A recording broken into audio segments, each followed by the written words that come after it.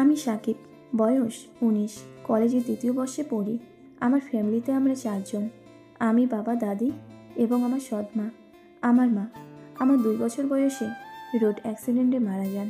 আমার পরিবার একটি মুসলিম পরিবার। মা মারা যাওয়ার পরে বাবা আর বিয়ে করেননি। বাবা তার ব্যবসা নিয়ে পুরোপুরি মগ্ন ছিলেন। আমি দাদির কাছে মানুষ হয়েছি ছোটবেলা থেকেই। আত্মীয় স্বজনের পিড়াপিড়িতে বাবা আমার সৎ মাকে বিয়ে করেন, তাও সে ৬ বছর হতে চলল। বয়স বিয়ের সময় ছিল ২৩। বাবার সাথে প্রায় ২০ বছরের ব্যবধান। আমার সৎ মা সাকেরা খুবই পদ্মাশীল নারী। বিয়ের পর থেকে আমাকে সবসময় এত আদর যত্নে আগলে নিয়েছে যে আমার কখনো মনেই হয়নি উনি আমার সৎ মা। আমার সাথে মার অনেকটা বেস্ট ফ্রেন্ডের মতো সম্পর্ক হয়ে গিয়েছিল। বিয়ের পরে সব কিছু ঠিকঠাকই চলছিল। আমি স্কুল থেকে আসলেই সারাদিন মার সাথে সাথে থাকতাম। বিয়ের ৩য় বছরও যখন কোনো বাচ্চা কাচ্চা হচ্ছিল না মায়ের, তখনই ঝামেলার সূত্রপাত। আমার দাদি থেকে শুরু করে সব আত্মীয় স্বজন মার সাথে দিন দিন খারাপ ব্যবহার শুরু করতে লাগলেন। আমার হাসি খুশি মার মুখ সবসময় মলিন থাকত। বাবা ওইদিকে খুব হতাশ হয়ে পড়েছিলেন। একদিন বিকেলে খেলাধুলা করে বাসায় এসেছি, দেখি মা বেডরুমের জানালার ধারে বসে আনমনে তাকিয়ে আছে। আমি ঘরে ঢুকে মাকে গামছা দিতে বললাম। গোসল করব, নিয়মিত ক্রিকেট খেলতাম, শরীর ভালোই শক্তপোক্ত ছিল আমার। গামছাটা পরতে পরতে গোসলে যাব, দেখি মা আমাকে আর চোখে দেখছে। আমি ছোট থাকতে অনেক কিছুই বুঝতাম না, খেলা নিয়ে থাকতাম সারাক্ষণ। নারী নিয়ে কোনো মাথা ব্যথা ছিল না। অনেকের মতো আমার বয়ঃসন্ধি কালটা দেরিতে এসেছিল আর কি। তখন আমার ১৬ বছর বয়স ছিল। আমি গোসলে ঢুকে বের হতে দেখি মা সন্ধ্যার নামাজ পড়ছেন। এর কয়েকদিন পরের কথা, দাদিকে নিয়ে বাবা দেশের বাড়ি গেছেন ঘুরতে। আমার কোচিংয়ের কারণে আমার মা আর আমি রয়ে গেছি। সামনে এসএসসি পরীক্ষা। আমি কোচিং থেকে এসে নাস্তা করছি আর কার্টুন দেখছিলাম। মা আমাকে তার রুমে ডাকলেন। আমি রুমে ঢুকতেই দেখি মা খুব চিন্তিত মুখে বসে আছেন। মা আমাকে তার পাশে বসতে বললেন বিছানাতে। আমি বুঝতে পারছিলাম না কি হয়েছে, কিন্তু মনে হচ্ছিল মা সাংঘাতিক চিন্তিত কিছু নিয়ে। মা আমাকে বললেন, সাকিব, তোকে আজ আমি কিছু কথা বলবো, তুই মন দিয়ে শোন আগে। আমি চুপচাপ মাথা নাড়ালাম। মা বলল, বিয়ের পর থেকে তোকে আমি কখনো তোর মায়ের অনুপস্থিতি বুঝতে দেইনি। আমার সব কিছু উজাড় করে তোদের পরিবারকে আমি আপন করে নিয়েছি, এটা তো মানিস? আমি আবারও সম্মতিসূচক মাথা নাড়ালাম। কী বলবো বুঝতে পারছিলাম না। আসলে কখনো মার সাথে সিরিয়াস কিছু নিয়ে আমার কোনো আলোচনা হয়নি। মা বললেন, বিয়ের পর থেকে তোর বাবা আমাকে কোনো কিছু অভাব কখনো বুঝতে দেয়নি, কিন্তু বিয়ের এত বছরে তোর কোনো ভাই বোন নেই দেখে আজ আমি পরিবারে অবহেলিত। তোর বাবারও আমার উপর টান কমে যাচ্ছে। আমি বুঝতে পারছি তোর দাদি আসলে বাড়ি গেছে তোর বাবাকে নতুন বিয়ে করার জন্য মেয়ে দেখতে। তোর বাবা অনিচ্ছা সত্ত্বেও গেছে, কারণ জানি সে কতটা অমায়িক মানুষ। এদিকে গ্রামের লোকজনের কাছ থেকে খবর পেয়েছি মেয়েও নাকি ঠিক হয়ে গেছে। আমি তোকে আর তোর বাবাকে অনেক ভালোবাসি, কিন্তু তোর বাবার আর একটা বিয়ে হলে হয়তো আমাকে ডিভোর্স দিয়ে দেবে। এইটুকু বলে মা চোখের পানি মুছে নিল।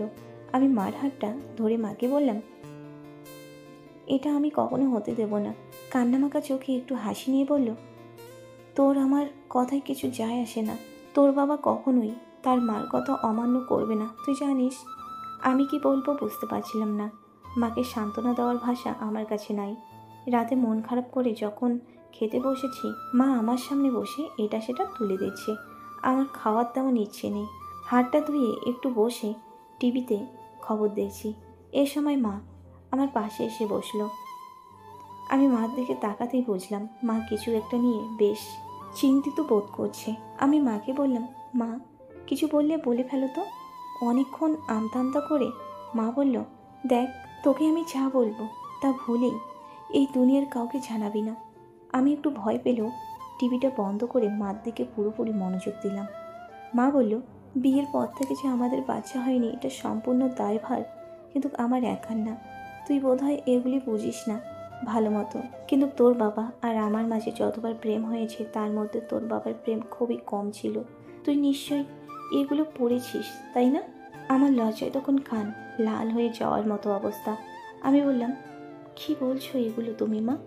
মা বলল, দেখ, তোর বাবা আমাকে যা দিতে পারেনি তা আমাকে এখন অন্য কোনোভাবে আদায় করা সম্ভব না। এখন মেডিকেল বিশ্বে অনেকভাবে বাচ্চা নেওয়া যায়, কিন্তু আমাদের দেশে এখনও ওই রকমভাবে হয়নি। আর লজ্জায় কেউ এগুলি করতেও চায় না। তাই তোর বাবাকে আমি বলতেও পারি না এগুলো। এখন আমার একটাই উপায় আছে, সেটা তুই আমাকে দিতে পারবি। আমি তো আকাশ থেকে পড়ার মতো অবস্থা। মা কি আসলে আমি যা ভাবছি তাই বলছে? বন্ধুদের সাথে লুকিয়ে কিছু দেখে যা জানি এই পর্যন্ত আমার প্রেম বিষয়ে ধারণা সীমাবদ্ধ। আর মাকে নিয়ে তো জীবনে কল্পনাও করিনি। মা আমার মুখের দিকে তাকিয়ে কাঁদো কাঁদোভাবে বললেন, তোর মাকে যদি রাখতে চাস তাহলে আমাকে বাচ্চা দিতে হবে তোকে। তুই তোর বাবার বংশধর, কেউ সন্দেহ করবে না। আমি বললাম, কি বলছো এসব? তোমার মাথা ঠিক আছে? মা বলল, দেখ, আমার কাছে কোনো উপায় নেই এছাড়া। আর তুই এটাকে বাজেভাবে নিচ্ছিস কেন? আমরা এটাকে ডাক্তারের মতো করে দেখব। যেভাবে স্বামী স্ত্রীর মধ্যে হয় আমরা ওভাবে করব না। আমাদের মধ্যে কিছু নিয়ম পালন করব। যেমন, আমি কখনোই তোর সামনে পুরোপুরি অনাবৃত হব না। যতটুকু দরকার কাজটা সম্পূর্ণ করার জন্য ততটুকুই করব। আর তুই এখন পুরোপুরি ভালোবাসার মাঝে আছিস, তোকে বেশি কিছু করতে হবে না। আমার নাক মুখ লাল হয়ে গিয়েছে এসব শুনে। এদিকে মা বলেই চলেছে, কেউ জানবে না। আমি একবার বাচ্চা নিলে আমাদেরকে আর কিছু করতে হবে না। তোর মাকে যদি তুই সত্যি ভালোবাসিস, তোকে এই পরীক্ষা দিতেই হবে। আমার মার কথা শুনে কেমন কেমন লাগছিল।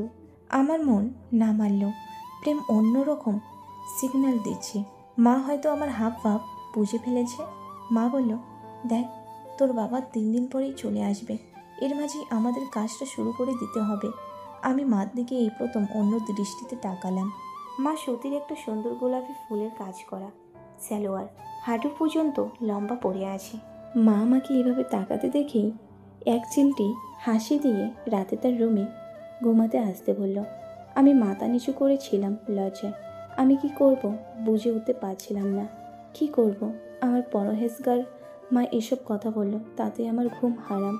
আমি রাতে মায়ের রুমে উঁকি দিতেই দেখি মা বিছানায় শুয়ে বই পড়ছে, কোনো একটা ধর্মীয়। মা আমার দিকে তাকিয়ে বলল, দেখ, আমরা যা করছি তা মহাপাপ এবং নিষিদ্ধ সমাজের চোখে। কিন্তু যে পরিস্থিতিতে আমি আছি তাতে অনেক চিন্তা করে দেখেছি এবং সৃষ্টিকর্তার কাছে অনেকবার মাপ চেয়ে নিয়েছি। তিনি হয়তো বুঝবেন এই আশায়। আমাদের লক্ষ্য এখানে খারাপ কিছু নয়। আমাকে মা হাত ধরে পাশে বসালেন বিছানায়। তুই যদি এই সাহায্য না করিস তাহলে আমার কেউ নেই বাবা। আমি বললাম, তোমার যদি এটাই ভালো সিদ্ধান্ত মনে হয় তাহলে আমার কোনো আপত্তি নেই। মা একটু হেসে বললেন, রুমের লাইটটা অফ করে ডিম লাইটটা জ্বালাতে ততক্ষণ মা বিছানায় শুয়ে পড়ল। মা যতটা সম্ভব রেখে বিষয়টা সরাতে যাচ্ছেন বুঝলাম। আমি ডিম লাইটের আলোয় বিছানার সামনে দাঁড়িয়ে। মা বলল, যেভাবে বলছি এভাবে আমার কথা মতো কাজ কর, তাহলেই হয়ে যাবে। আমি বললাম, মা যেভাবে বলল আমি সেই রকমভাবে করলাম। কিছুক্ষণ পর মা আবার বললেন, আরও যেই কয়বার পারা যায় করে নিতে হবে। এই 3 দিনে তুই রেস্ট নে, আবার রেডি করে নেব তোকে। এই বলে আমার কপালে হাত বুলিয়ে দিয়ে চুলে বিলি কাটতে লাগলো মা। এরপর রাতে আরও একবার মা আমার কাছে আসলো। এরপর আমি আমার রুমে চলে আসি। সকালে উঠে নাস্তার টেবিলে নাস্তা দিয়ে মা আমাকে তাড়াতাড়ি খেয়ে নিতে বলল, কারণ আমাদের এই 2 দিনে যতবার সম্ভব কাজ করে নিতে হবে। মা সুন্দর একটা সুতি নীল শাড়ি পরেছে। সকালে গোসলের পরে মাকে একেবারে বলিউড নায়িকাদের মতো দেখাচ্ছে। আমি নাস্তা সেরে মার কাছে আসলাম। এভাবে কেটে গেল 3 দিন। বাবারা বাসা আসতেই আমরা পুরো নর্মাল হয়ে গেছি। এর 2 সপ্তাহ পরই খুশির সংবাদ এলো যে মা অন্তঃসত্ত্বা। বাসায় খুশির জোয়ার এসে গিয়েছিল। সবাই খুশি, বিশেষ করে বাবার মুখে হাসি দেখার মতো ছিল। এরপর থেকে বাসায় কেউ না থাকলে বা যখনই সুযোগ পেতাম মন ভরে মায়ের কাছে যেতাম। মায়ের প্রথম সন্তান মেয়ে হয়েছিল। আবার গত বছর মাকে আরেকবার বাচ্চা উপহার দিয়েছিলাম। বেশ সুখেই আছি আমার পরিবার নিয়ে। ধন্যবাদ।